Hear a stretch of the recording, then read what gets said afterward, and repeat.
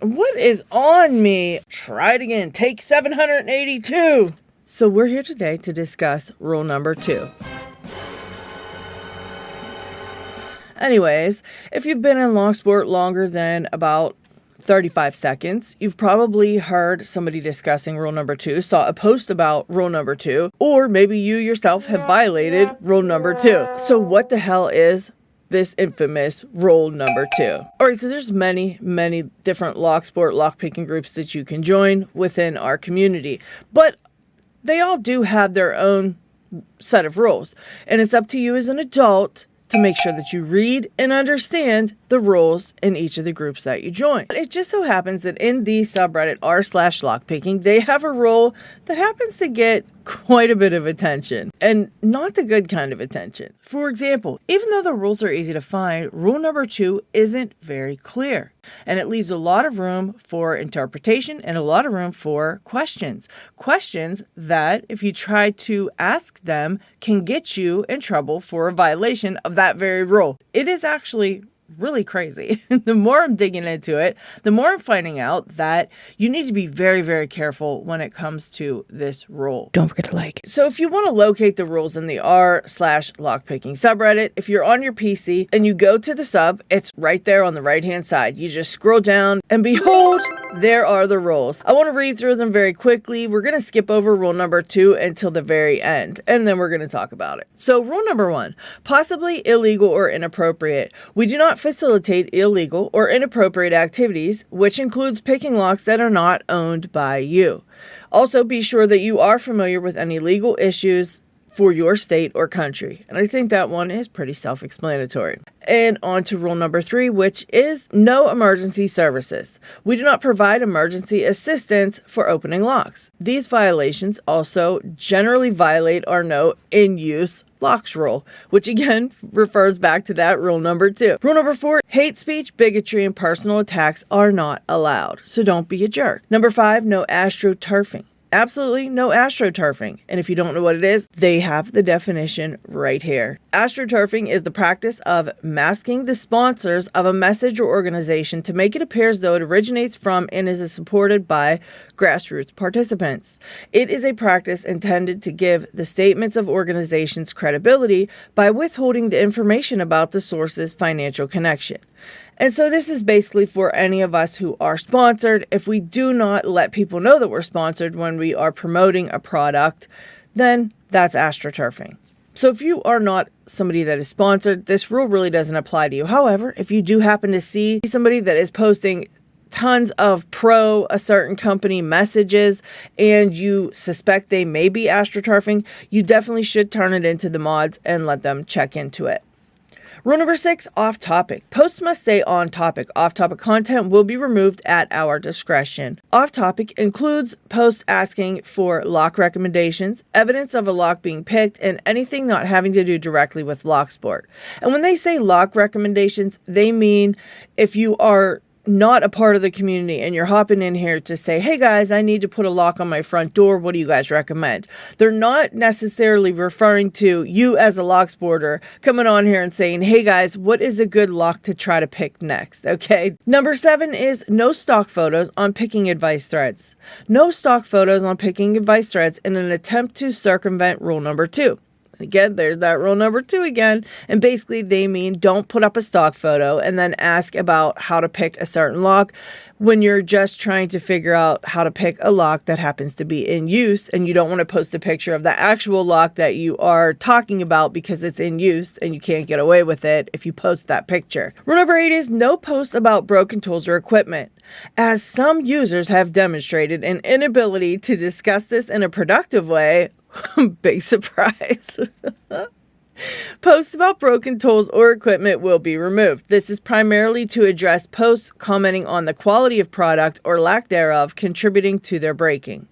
Rule number 9 is no low effort posts or memes. r/lockpicking is a subreddit to discuss topics and build a community around a skill. Low effort posts and memes take away from that spirit, including but not limited to photos of keys, memes, etc. Now, real quick, if you just scroll down past the rules a little bit, you can see an entire section dedicated to the mods, and it even has a place where you can message the mods. All right, so back up to the top. And we're going to tackle this rule number 2. Rule number 2 is lock not owned and or in use. Though asking for assistance in regards to how to open a lock is permitted and encouraged, the lock must not be in use.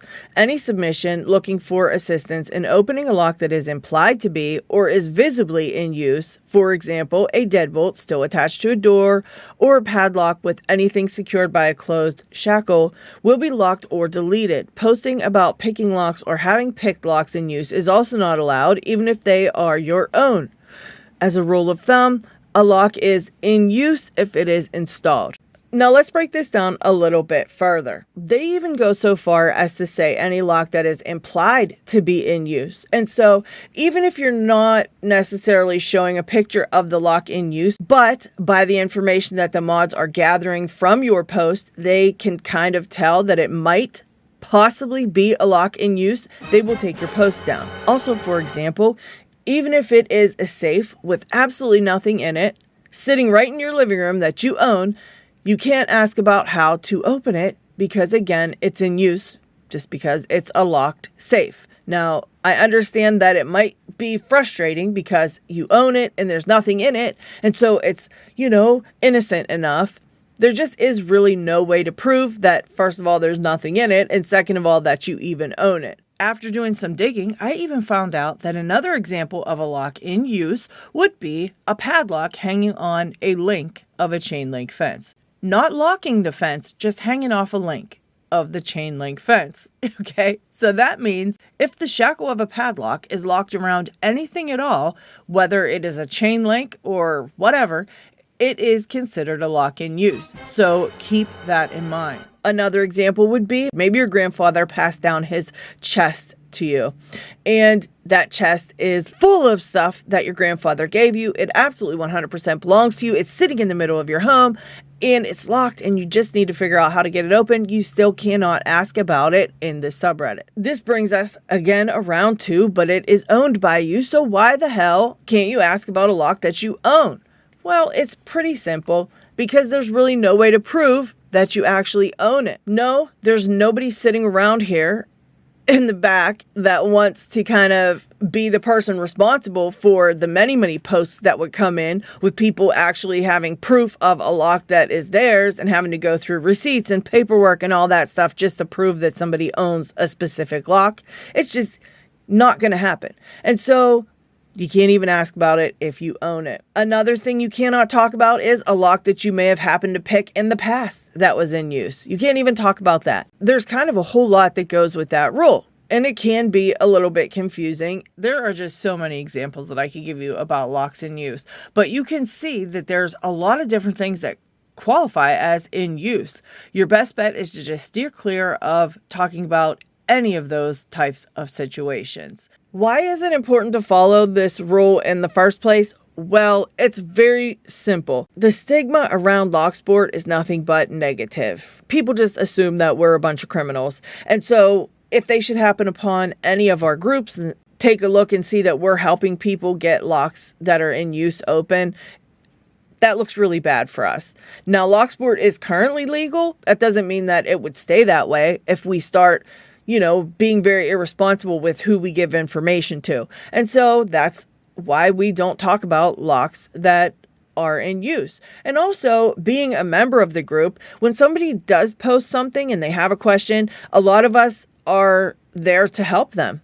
And we don't want to have to continuously worry that we're giving information to somebody who's then going to take that information and do something bad. We don't want to have to worry about it. And so the mods, they make sure to take down any and all posts that even look suspicious so that we never ever have that issue. So those rules are there for our own protection. And the mods thankfully enforce them, even though they get a lot of flack for doing so. I've heard that the mods can be pretty short with people, kind of mean, and I don't know if any of this is true because I've never violated the rule to find out myself, but this is what I've heard from people who have violated the rule. However, on the other hand, you really shouldn't be violating the rules to even find out how the mods act towards someone that violates the rules. Now, should that be how it is? Probably not, but it is what it is. Just be careful not to violate the rule, and you'll never ever have to talk to a mod to find out if they are mean or not, all right? If you really can't understand what they consider a lock-in use, you're probably going to end up getting a violation at some point or another. And if you should get a violation, your best bet is to just put your head down and exit stage left, and do not talk about it, do not ask about it, do not try to get clarification, just drop it. That is your best bet right there, is just to drop it completely. I'll see you guys on the next one. Subscribe.